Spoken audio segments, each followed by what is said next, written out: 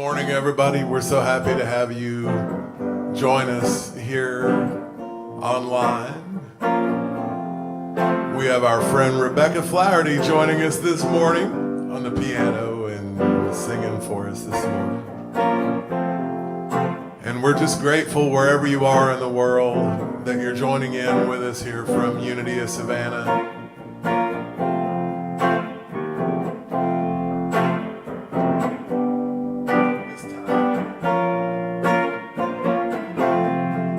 I'm in the right place at the right time, just where I'm supposed to be.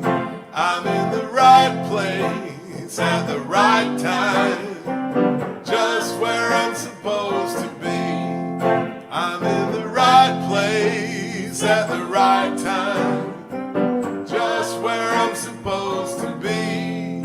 I'm in the right place at the right time, just where I'm supposed to be. Oh, my soul is welcome here. Oh, my soul is welcome here.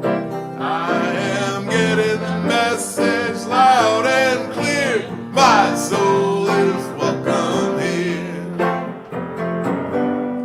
That's right. The best thing about the internet is no matter where you are in the world, you can tune in with us. And not only that, if you miss us on Sunday morning, you can tune in whenever you want to during the week. It's just up there for anybody in the world, whenever. Sing along. I'm in the right place at the right time, just where I'm supposed to be. I'm in the right place at the right time, just where I'm supposed to be.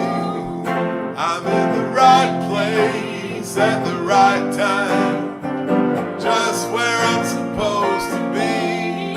I'm in the right place at the right time, just where I'm supposed to be.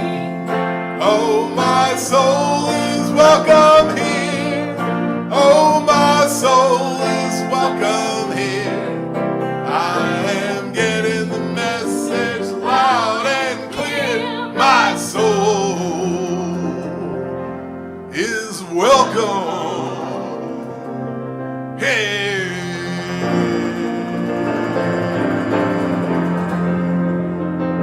That's right.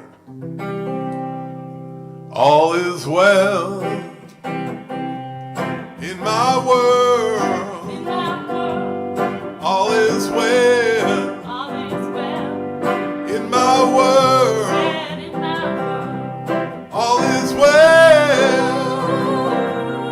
In my world, all is well. All is well. In my world, all is well. In my world, all is well. In my world, all is well. In my world, all is well.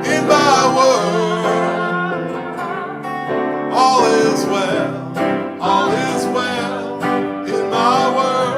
all is well. All is well. In my world, all is well. In my world, all is well.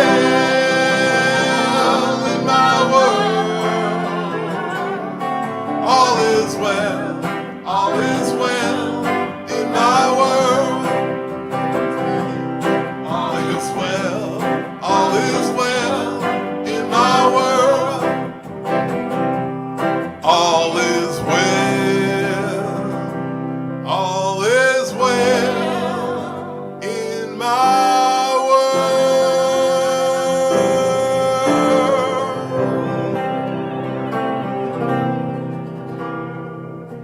Yes.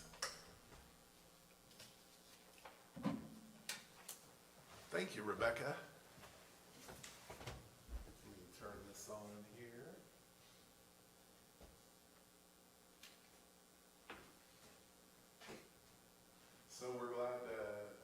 join us. We're glad to have you join us this morning online. Welcome to Unity of Savannah. We're glad to have you here. We have our friend Rebecca Flaherty here with us this morning, and she's going to play the piano. I didn't even know. She said, "Do you mind if I play piano?" I was like, "I didn't even know you played piano." Sure. Far cry from Reverend Dale. Well, you're doing a great job so far. Goals for me. Well, we're glad to have you with us. And Reverend Dale is away at the Unity Ministers of the Mid-Atlantic Region Conference this week. And so Rebecca will be with us today and next Sunday as well. So Unity of Savannah is a center for spiritual awakening where we recognize God as life, love, and the ground of all being. And we see God as we exemplify God by living fully, loving lavishly, and being all that we can be. So we're glad to have you with us. We're going to have a guest speaker this morning, Vicki Vanderhorst from British Columbia, who has been a good friend of Reverend Dale's for many years. She's also been here to our church before several times, and she's going to be giving us the message this morning via video. And she always brings a powerful message, so we hope you'll stay tuned with us for that. And wherever you are, any of our members out there, if you would care to state with me our vision and our mission statements. First, our vision statement. Centered in God's love, we inspire universal transformation, one heart at a time. And our mission statement, we are an inclusive spiritual community serving others with love, joy, and truth. And I'll invite you this morning to join in with me in prayer. We'll just have a moment of prayer as we enter our time of spirit and peace. And when we enter prayer, we take a nice deep breath. We relax.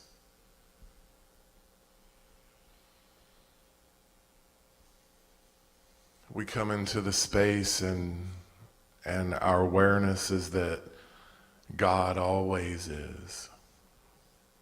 Sometimes when I pray, it's like, okay, I'm in this room and now I'm going to open the door and I'm going to let God in. But when I began to understand that God was already in the room, I don't need to open the door to let God in. Like there's never any time or any room or any space where we are. So we're not in prayer opening a door and letting God in. We're actually reminding ourselves, oh, God is already here. So I'm actually opening a door, perhaps, and going into the room with God where God is, moving into that presence. And our prayer today is just the knowing, the absolute knowing that God is everywhere all the time. God is the one power, the one presence in the universe. There's no spot where God is not. Wherever you are, whatever is going on, God fills the room. God fills your being. God is your room. God is your being. God is the air we breathe.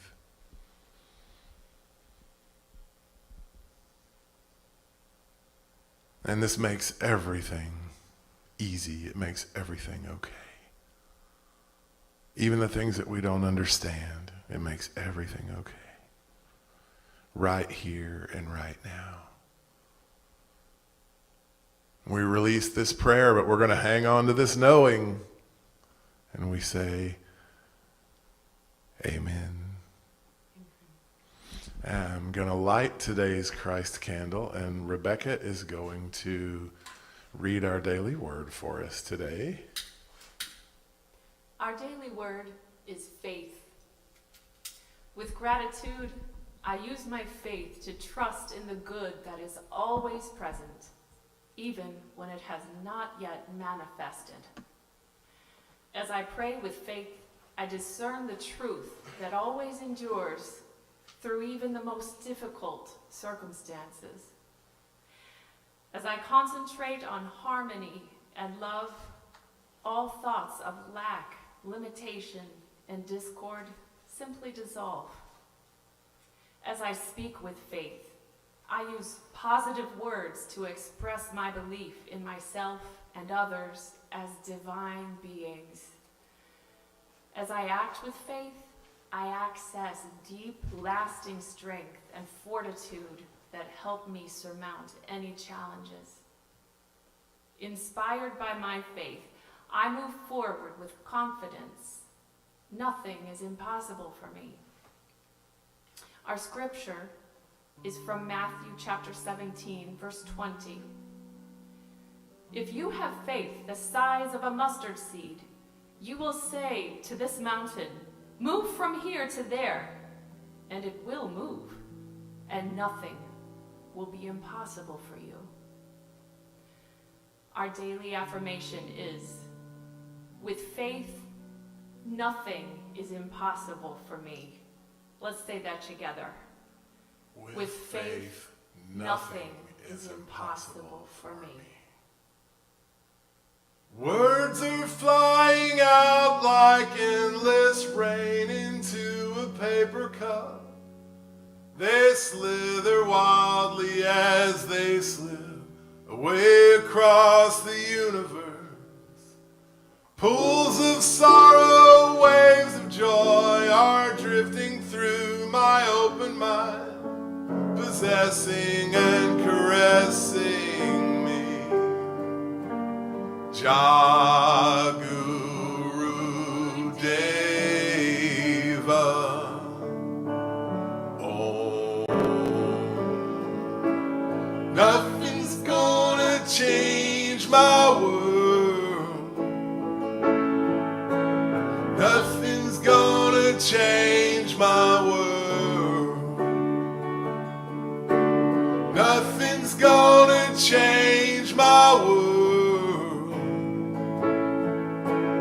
Nothing's gonna change my world. Images of broken light which dance before me like a million eyes. They call me on and on across the universe. Thoughts meander like a restless wind inside a letterbox. They tumble blindly as they make their way across the universe.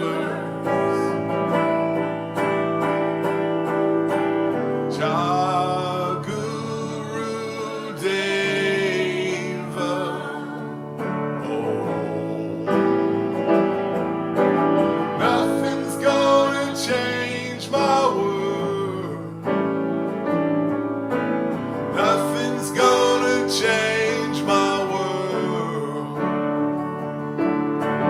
Nothing's gonna change my world. Nothing's gonna change my world.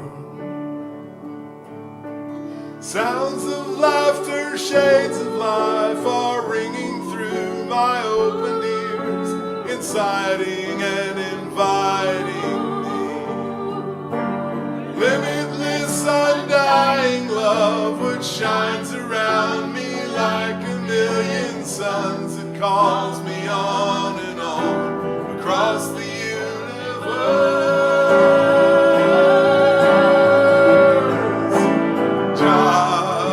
Jaguru Deva.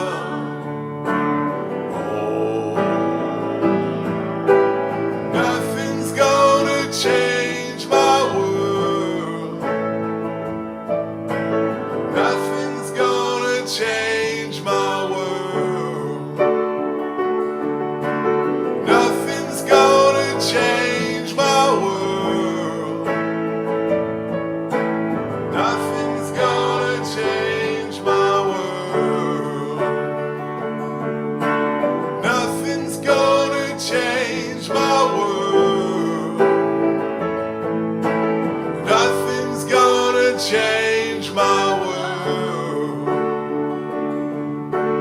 Nothing's gonna change my world. Nothing's gonna change my world. Jaguru Deva. Jaguru Deva. Jaguru Deva. Jaguru Deva.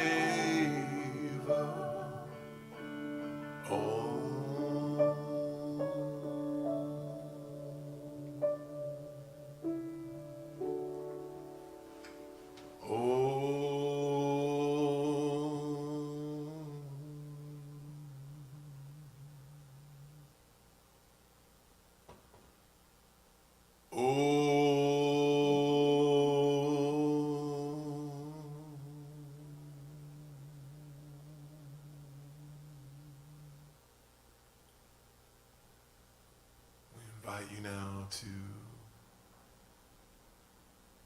move into meditation.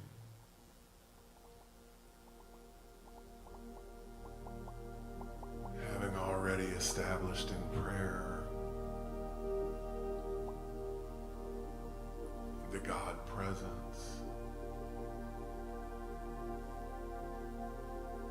having already opened the door of our awareness to see that God is in the room with us. God is here.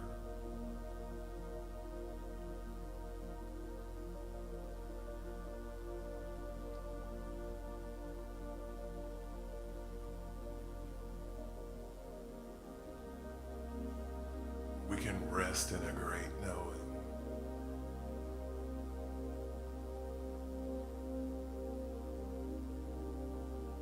And as we rest, knowing so fully that we can rest, we can let our frustrations, we can let our worries slip away, because we know that even the things that we don't understand, we know, if they tell us that God is everywhere, there's no spot where God is not, then God has to be in that person that we don't like. God has to be in that situation that is so disturbing.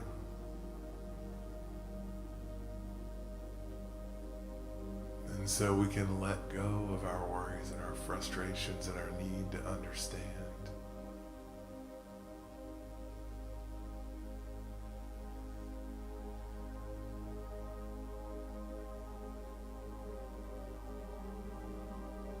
Our need to control, our need for everything to be just right, the way we want it.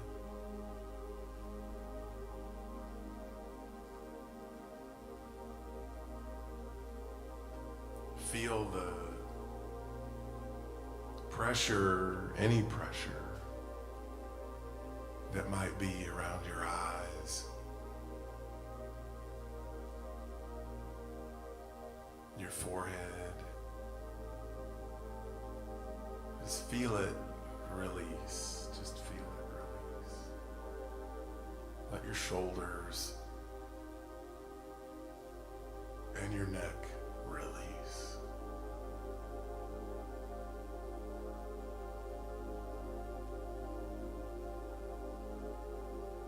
Let your stomach release any pressure, any strain that you may be holding in your stomach. Let it release.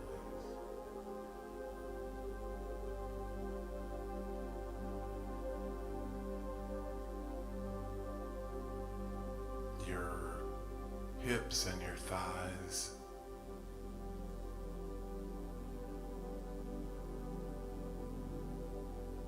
down through the knees,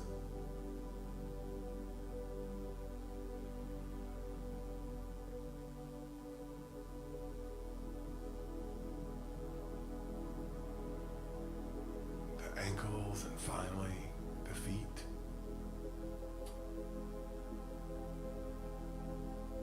Just visualize all of the stress and worry just going out of you.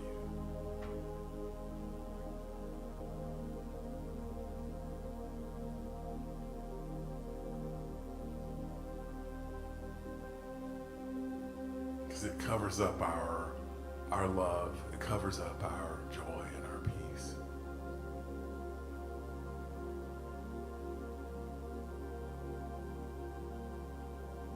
So this morning, we're going to rest in the peace. We're going to rest in the silence. We don't have to figure anything out anymore. You see, we don't have to worry anymore. We don't have to be disturbed anymore.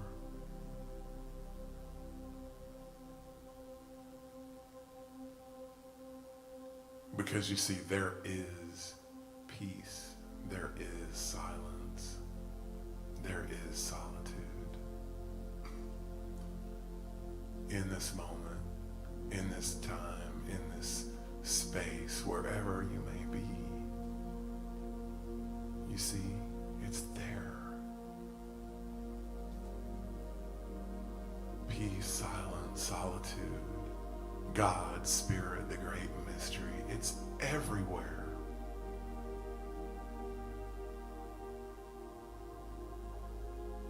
Just like we claimed in prayer earlier, it's everywhere.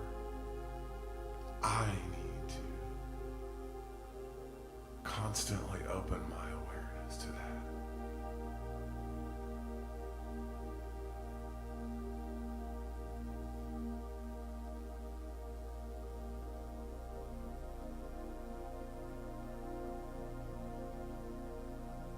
So I invite you to join with us in a few moments of real silence.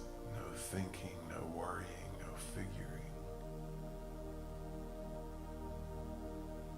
Perhaps we'll use our ears and we'll just listen to the silence.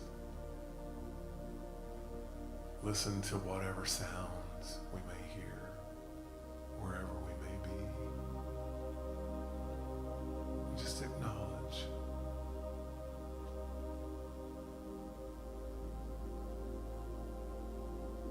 the peace, the love, the solitude,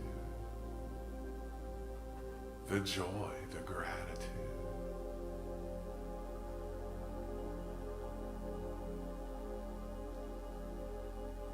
And we can say, I claim this as mine. I claim this as me. I will be this. This is me already. Oh.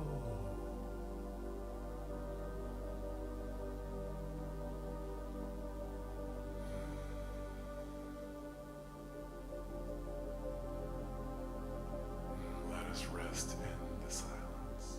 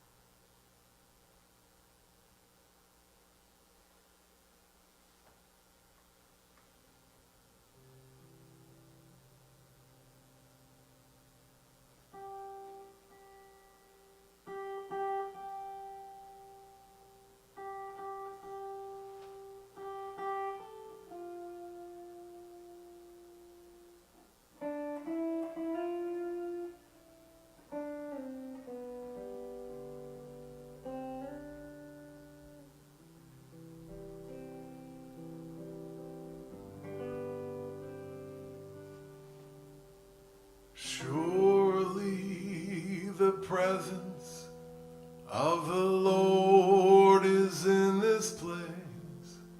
I can feel God's mighty power and God's grace. There's a holy hush around us. I see glory on each face. Surely the presence of the Lord is in this place.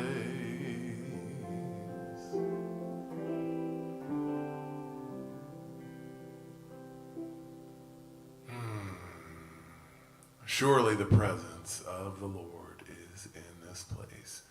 And now we are going to welcome our friend Vicki Vanderhorst, all the way from British Columbia, to speak for us this morning.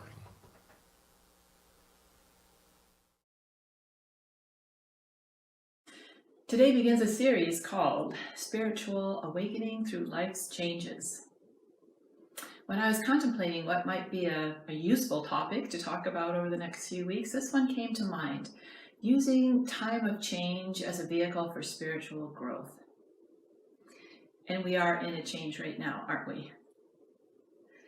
So over the next few weeks, we're going to explore this and see if we can more deeply understand and learn what the process of change is all about, so that we can consciously cooperate with it and glean the full benefits of going through the process with our eyes open, our minds and our hearts awake. So let's talk about change. We have all weathered changes in our lives and survived. We've gone from childhood to adulthood. Perhaps we've changed jobs over the years, or locations, or homes, or relationships. We know that change is a constant. We see the same ebb and flow in nature. We know that it is part of life. An integral part of life is change. And yet we label it some good and some not good. So how can we tell if change is good or bad? It's very simple. If we like it, it's good. If we don't like it, it's bad. We like change when we decide when and how and what it's going to look like. So say, for example, we're going to change a location. We decide when that's going to happen. We have time to do the research about different neighborhoods or areas we might want to live in. We look at homes or apartments. We decide when. We have time to organize ourselves and pack. So when change happens this way, it's good. Has a nice flow to it, it's pleasant, we enjoy it. And the ones we don't like? Well, unexpected, unplanned, and not of our choice. So we find ourselves right now in the middle of one of those big changes, don't we? That was unexpected and unplanned. And yet, here we are. So how can we meet this change? How do we live today not knowing what tomorrow is going to look like, not knowing what next month or even next year might bring to us? We are in a time of transition. We are moving into new territory where the old maps that we may have used in the past are no longer valid. They no longer apply. No one has experienced this before, what we are living through right now. We can't go back and see how the last time this happened, how people handled it, what the outcomes were, how people managed. When we're faced with something new that we didn't choose, often our tendency is to get through it quickly, right? Even with blinders on, like, let's just get through this and get to the other side. But if we try to push through it with blinders on, we lose so much of the potential for spiritual growth. And to me, that's why we're here. This is a time for accelerated learning and growth. So let's pay attention to what's transpiring around us and, more importantly, really within us, so that we can learn and grow through this very unique time we are in right now. When we understand the process of change, we can move with it, we can cooperate with it, and really even enjoy it. So back to the question, how do we meet this change? How do we move through these uncharted waters? Well, if we are wise, we remember to start with our spiritual principles. We remember that we do not navigate these waters alone. We are not without resources, inner resources. We are spiritual beings that have the capacity to access and draw from everything that we could possibly need: clarity, wisdom, strength, faith, imagination. All of these things are available to us. We are not without resources. Every change, planned or not, is an opportunity for spiritual transformation. If we can embrace it, accept it, and especially if we can cooperate with it. So let's step back and drop the label of good or bad, and let's look at the process, the phases of change. Although we might think that the first step in change is a new beginning, just pause for a moment and think about that. Anytime you've made a change in your life, it actually starts with an ending. Leaving a childhood, leaving our childhood, leaving our neighborhood, leaving a job. It starts with an ending. We think that an ending would lead to a new beginning. We think that perhaps it's a two-step process. But there's a very important third stage, an in-between stage, a stage that occurs after we have left something and before we arrive at the new, whatever it is, the new situation, the new circumstance. You may remember this. We just went through it. We just experienced Lent, the season of letting go, right? Of endings. And then we had Easter, representing resurrection, a new beginning. But what was in between there? It didn't just jump from one to the other. There was the tomb experience, the time when we're in darkness, when we're quiet, when we're reflective. That time, that in-between time of really not knowing, having left the old, not yet arrived in the new. So as we explore this new territory together, we're going to look at all three phases, all three parts of the process of change. And remember, it doesn't happen like turning the page of a book. I mentioned this last time. Some of the letting go is brought into the in-between stage. Some of the ending is brought into the in-between stage. Some of the in-between stage, the not knowing stage, is always brought into the new beginning stage. So there's lots of overlap there.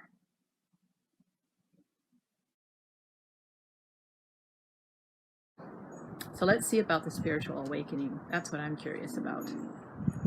Last week I spoke about change, and in general, that change is inevitable, that we are experiencing change all the time, that it is part of life, it is a part of creation, it is a part of being healthy. There's always something that needs to be let go of before something new can come in. It's the way that we thrive, really, is through change. And we talked about good change and not so good change. And the good change being the ones that we choose, the ones that we decide on, the ones that we have control over, where we get to say when it's going to happen, how it's going to happen, where it's going to happen. And then we talked about the kind of change that, we're not so keen on, the ones that are thrust upon us, the ones that we have no control over and no say in. And right now, we are in the middle of one of these big global changes that we are pretty much unprepared for.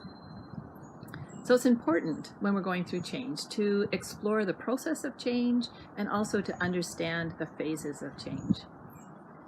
Because every change, planned or not, is an opportunity for spiritual transformation, and we don't want to miss out on that. All change begins with endings. Now, endings are something perhaps we're not that keen on. Often we avoid them or minimize them or try to get through them really quickly, things like that. I know, my mom used to come up and visit our family once or twice a year, and we'd have a wonderful, wonderful time. And then, of course, it was time to end our visit. And we used to drive her to the airport, and she'd practically leap out of the car with her suitcase before we'd even stopped at the curb and just wave bye and take off. That sense of ending and loss already was hitting her, and she just wanted to get through it as fast as she could. We need to honor our endings, because honestly, if you think back and remember of all the hundreds of endings that you have experienced, large or small, we have benefited from them. We have grown through them. They had a gift for us. We have all learned that an ending is never a final step, but always a doorway to something else. When something appears to end, the bud of the beginning, the new beginning is already present. I watched a program last week about a young man who has an organic fruit farm in Florida. And he was taking us through the orchards. I think it was like 25 acres of all kinds of beautiful trees and fruits, many I've never heard of before. But he came to this one tree and he pointed it out to us because he said, on this tree is 3 years of fruit. So he showed us the first, this year's fruit, which was, this round ball, completely smooth and light brown, I have no indication of what was inside, and I can't remember the name of the fruit. That was this year's crop. Then a smaller ball, which would be next year's fruit. And then he showed us, down the branch, a little teeny nubbin of what was going to be the 3rd year's fruit. It was all there on the one plant. The oak tree lies within the acorn. It's all here for us. So like the song that we just sang, why would we worry? Why would we doubt? Why would we ever think we'd go without? Right now we are experiencing a big ending.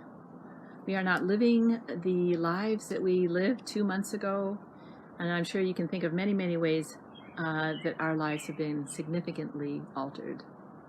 We can't go grocery shopping the way we used to do. We can't gather the way we used to. We can't travel to see friends and family. Lots of things that we took for granted. So we can react to this change in many ways. Are we fighting with it? Are we arguing about it? Are we wishing it was over? Or are we willing to entertain the possibility that something new and better might emerge? That something is already lying in potential for the right time to become visible. Last week I started talking about the 3 phases of change. And the first one is an ending, and then comes the in-between time, and then comes the new beginning. And one of the most profound illustrations of these 3 phases lies in the Moses story. Every 3 years when I was at Unity of Victoria, I would offer a 9-week course on just one small part of the Moses story. It is so rich. It is so has so much meaning for us in our own lives today. These stories in the Old Testament, like Noah and the Ark and the creation story, are metaphors for life, for our lives. And within them are aspects of ourselves, so they are a great tool for self-discovery. Part of the Moses story that corresponds to what we are living through right now is when Moses goes to Egypt and frees the Jews who have been enslaved for generations, hundreds and hundreds of years. And they head out to the desert, a confused, unprepared people, not knowing where they were going, how long it was going to take, and where they were going to end up. Does that sound familiar? This is what we are living through right now. It's unknown territory. Life has never been like this before. We don't know how long this is going to take, what more changes are coming down the road toward us, where we are going to end up. The people that followed Moses represent our thoughts of uncertainty, of fear, and of loss. And Moses represents our higher self, the enlightened leader who trusts God to lead, to guide him and to bring the people to the promised land. Moses is the one who listens to his inner knowing and leads with confidence and surety.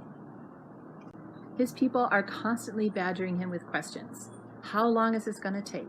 What will we eat? What will we drink? How will we survive in the desert? I want to go back. I miss my old life. Perhaps some of these same thoughts have crossed your mind in the last couple of months. That's okay, as long as we remember that we also have a Moses. In addition to these thoughts, we also have a Moses, a powerful leader who is spiritually grounded. Listen to that voice and let our enlightened, awakened consciousness lead the way. Because in the end, the people do arrive in the promised land. Let's pay attention to what is transpiring inside us so that we can awaken to this unique time. Be open to the possibility that you are living in a time of radical transformation and spiritual awakening. We'll pick up this story next time when Moses and the people are wandering in the desert, in the wilderness for 40 years.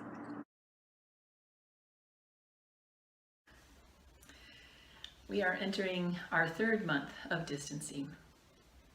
And I remember back in early March when I heard that this may last months and not just weeks. I was shocked. I couldn't even imagine what that might be like. After I worked through that shock, I thought, okay, well, if I've got some time, maybe I can work on some of these home projects that I've been having on the back burner, or sometimes even way further away than the back burner, things that I thought, well, I'd get around to when I retire or something like that. And maybe you've had some of those projects as well. And we've been, pretty much happily working our way through those. The other day I saw a photograph of a woman holding a sign, and she says, "All my closets are cleaned out. Can this end now?" And I think perhaps you've also shared that feeling. And it's okay it's more than okay. It's really imperative for us to acknowledge the human, reactions and responses that we're having to this time that we are living through right now. And at the same time, I'm so grateful that I have much more than my human reactions and responses to live my life by, that I also have spiritual principles that I can rely on for my sense of well-being and happiness. These are the principles that I know I can always go back to, that are always there, as I mentioned in our opening prayer, that are alive within me, and I can always touch on that when I'm feeling the weight of the human experience. So today we're going to look at some of the ways that we are spiritually supported all the time. And but first, a song.